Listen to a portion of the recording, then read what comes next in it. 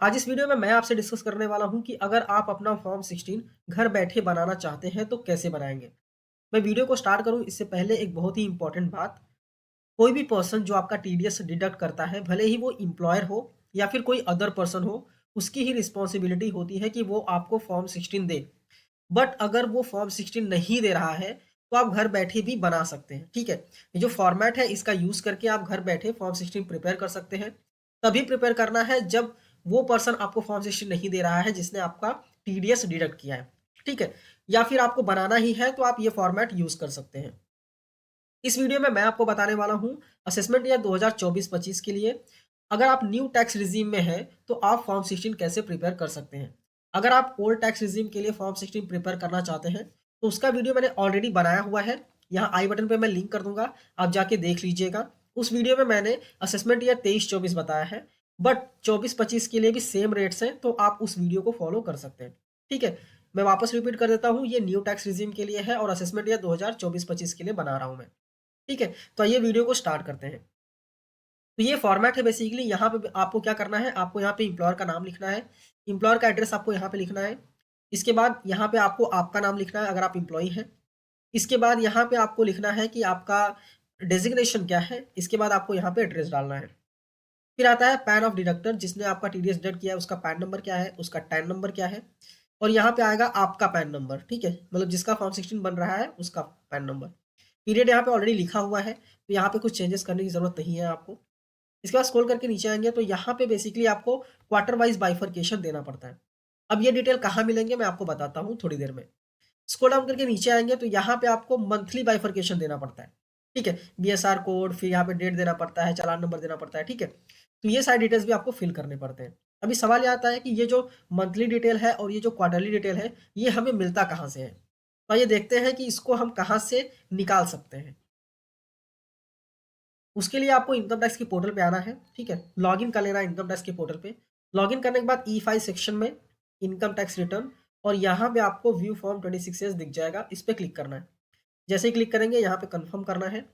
Confirm करने पे नया टैब ओपन हो जाता है, आई एग्री पे क्लिक करना है और प्रोसीड पे क्लिक कर देना है। क्लिक करने के बाद व्यू टैक्स क्रेडिट फर्स्ट वाला ऑप्शन जो है इस पर आपको क्लिक करना है।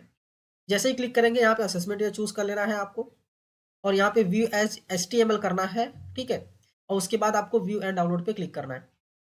क्लिक करने के बाद स्क्रॉल डाउन करके आपको नीचे आना है। जैसे स्क्रॉल करके नीचे आएंगे तो जो टीडीएस आपका कटा है ना वो आपको यहाँ पे देखने को मिल जाएगा।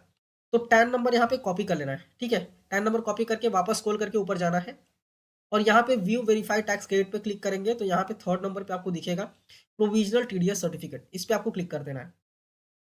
जैसे क्लिक करेंगे जो टैन नंबर आपने कॉपी किया था वो टैन नंबर डालना है।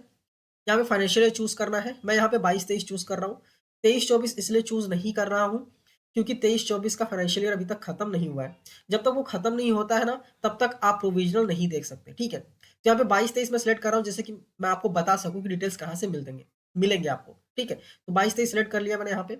इसके बाद यहाँ पे प्रोविजनल सर्टिफिकेट में हम फॉर्म 16 सिलेक्ट करेंगे। ठीक है, अगर आप सैलरीड एम्प्लॉय नहीं है, आपका किसी और ने टीडीएस काटा है जो एम्प्लॉयर नहीं है, तो आप फॉर्म 16A सेलेक्ट कर लीजिएगा। ठीक है, तो वो डिटेल्स आपको मिल जाएंगे। इसके बाद आपको व्यू पे क्लिक करना है। जैसे व्यू पे क्लिक करेंगे ऊपर आपको पर्सनल इन्फॉर्मेशन मिल जाएंगे। यहाँ पे आपको असेसमेंट ईयर वगैरह सब मिल जाएगा, और यहाँ पे देखिए क्वार्टरली बाइफर्केशन आपको मिल जाता है। ठीक है, स्क्रॉल डाउन करके नीचे आएंगे तो यहाँ पे आपको मंथली बाइफर्केशन भी आपको देखने को मिल जाता है।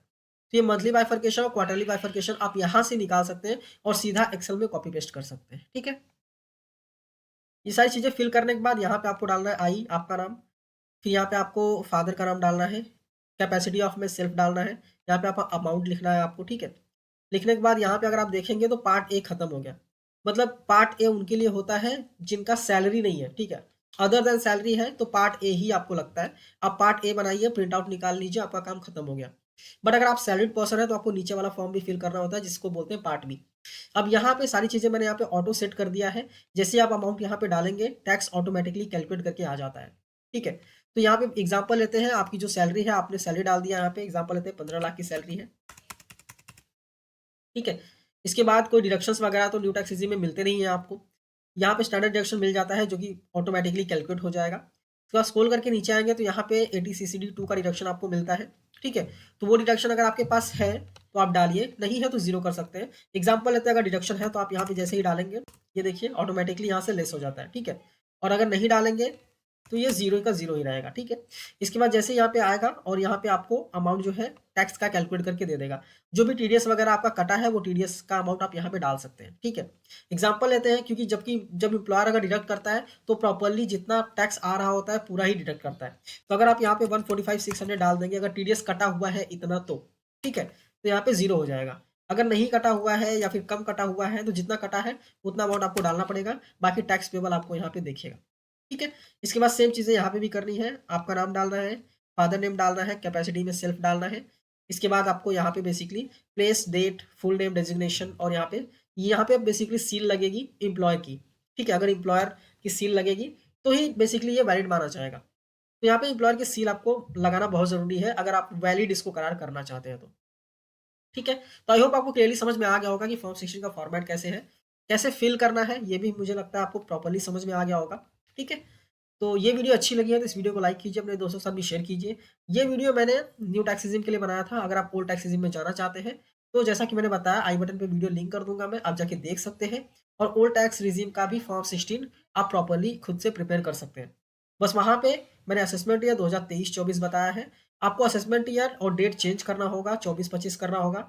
बाकी सारी चीज़ें सेम टू सेम है, कोई भी चेंजेस नहीं है, ठीक है। तो वीडियो अच्छी लगी है तो इस वीडियो को लाइक कीजिए, अपने दोस्तों के साथ भी शेयर कीजिए जिनको फॉर्म सेक्शन बनाना है। और आप चैनल पे नए हैं, चैनल को सब्सक्राइब करना मत भूलिए। मिलते हैं नेक्स्ट वीडियो में। Thank you for watching and all the best.